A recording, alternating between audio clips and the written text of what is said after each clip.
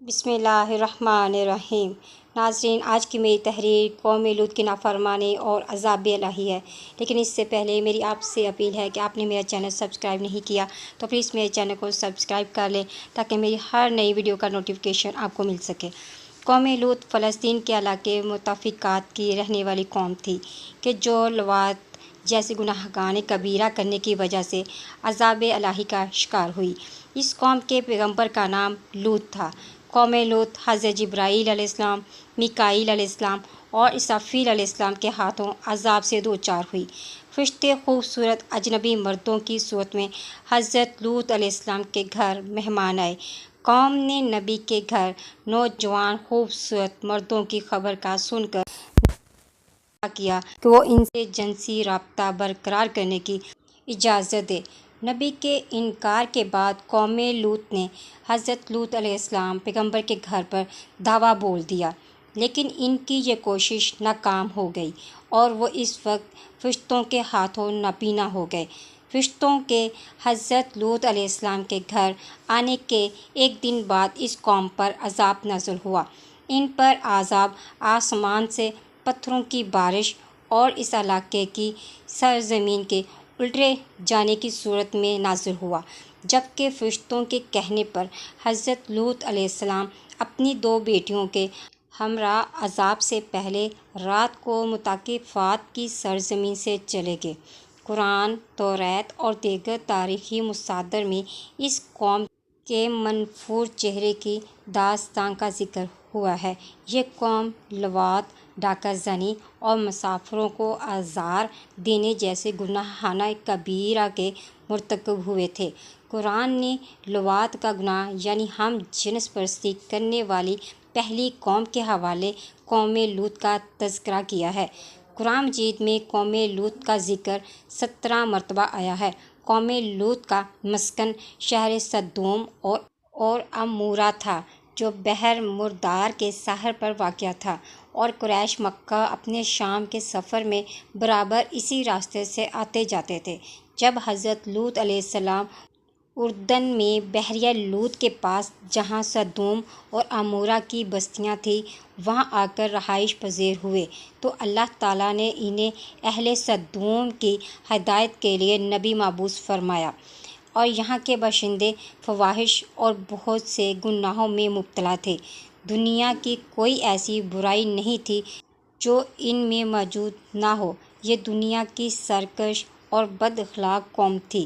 ان سب برائیوں کے ساتھ ساتھ یہ قوم ایک خبیث عمل کی موجد بھی تھی، وہ یہ کہ وہ اپنی نفسانی خواہشات پوری کرنے کے لیے عورتوں کے بجائے لڑکوں سے اختلاط کرتے تھے۔ دنیا کی قوموں میں اس عمل کا اب تک کوئی رواج نہ تھا۔ یہی وہ بدبخت قوم تھی جس نے اس ناپاک عمل کو شروع کیا تھا، اور اس سے بھی زیادہ بے حیائی یہ تھی کہ وہ اپنی اس بدکرداری کو عیب نہیں سمجھتے تھے بلکہ کھلم کھلا فخر کے ساتھ اس کو کرتے رہتے تھے۔ فرشتوں نے متفقات جانے سے پہلے حضرت ابراہیم علیہ السلام کے پاس جا کر اس عذاب سے باخبر کیا۔ حضرت ابراہیم علیہ السلام حضرت لوط علیہ السلام کی وجہ سے پریشان تھے، لہٰذا انہوں نے فرشتوں سے درخواست کی کہ قوم لوط کو عذاب دینے سے پہلے خدا سے اجازت حاصل کریں۔ فرشتوں نے آپ کو اطمینان دلایا کہ لوط اور ان کی اولاد کو کوئی نقصان نہیں پہنچے گا۔ فرشتوں نے اس عذاب کو خدا کا قطعی وعدہ کہا۔ تاریخی مصادر کے مطابق لواط جیسے گناہ کبیرہ کو نہ چھوڑنے کی وجہ سے عذاب الہی کا شکار ہوئی۔ حضرت لوط علیہ السلام قوم کو خدا کی نافرمانی اور لواط سے منع کرتے رہے۔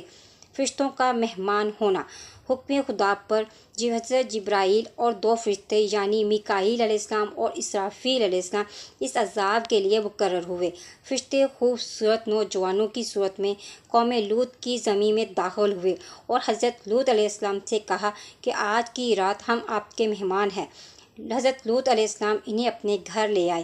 نبی نے اپنی قوم کی طرف سے مہمانوں کے ساتھ چھیڑ چھاڑ کرنے کی پریشانی کو دیکھتے ہوئے ان نوجوانوں مہمانوں سے کہا، تم اس علاقے کے لوگوں کے بارے میں نہیں جانتے، یہ کتنی بری عادت رکھتے ہیں، یہ تو راوی زمین کے بدکار ترین لوگ ہیں۔ سورۃ ہود کی آیت نمبر 77 میں حضرت لوط علیہ السلام کی اس پریشانی کی طرف اشارہ ہوا ہے۔ ابھی کچھ دیر بھی نہ گزری تھی کہ حضرت لوط کی بیوی نے مہمانوں کو دیکھ کر قوم تک یہ خبر پہنچا دی کہ لوط کے ہاں خوبصورت نوجوان آج رات مہمان ہیں۔ قوم لوط کی طرف سے برائی کا قصد۔ قوم لوط کے افراد لوط کے گھر میں مہمانوں کی خبر سن کر ہمیشہ کی طرح مہمانوں کے ساتھ لواط کے قصد سے حضرت لوط علیہ السلام کے گھر آئے۔ قوم کو اپنے گھر دیکھ کر نبی ان کے برے عزائم سے آگاہ ہو گئے۔ حضرت لوط علیہ السلام نے ان سے کہا وہ اپنے اس عمل کے ساتھ انہیں مہمانوں کے سامنے شرمندہ نہ کریں۔ انہیں مہمانوں کے ساتھ اس عمل سے ڈرایا اور انہیں تجویز دی کہ وہ اس کی بجائے ان کی بیٹیوں سے شادی کر لیں۔ قوم لوط کے افراد نے پہلے سے کہا ہوا تھا کہ جو بھی مہمان اس سرزمین پر آئے گا وہ ان کے لیے ہے اور تمہیں ان مہمانوں کو اپنے گھر نہیں لے کے جانا چاہیے تھا۔ یوں انہوں نے حضرت لوط علیہ السلام کو مہمان گھر لانے پر سرزنش کی اور نبی کی پیشکش کو ٹھکرا دیا۔ حضرت لوط علیہ السلام نے مدد کی آرزو کی تاکہ وہ اپنی قوم کے اس ناپسندیدہ عمل کو انجام نہ دے سکیں۔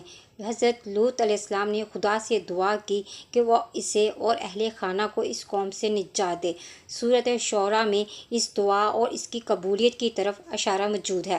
فرشتوں نے بھی ابھی تک اپنی حقیقت سے لوط علیہ السلام کو آگاہ نہیں کیا تھا، بس انہوں نے اپنی قوم اور طاقت کا اظہار کرتے ہوئے نبی کو اپنے بارے میں بتایا کہ وہ خدا کے بھیجے ہوئے فرشتے ہیں۔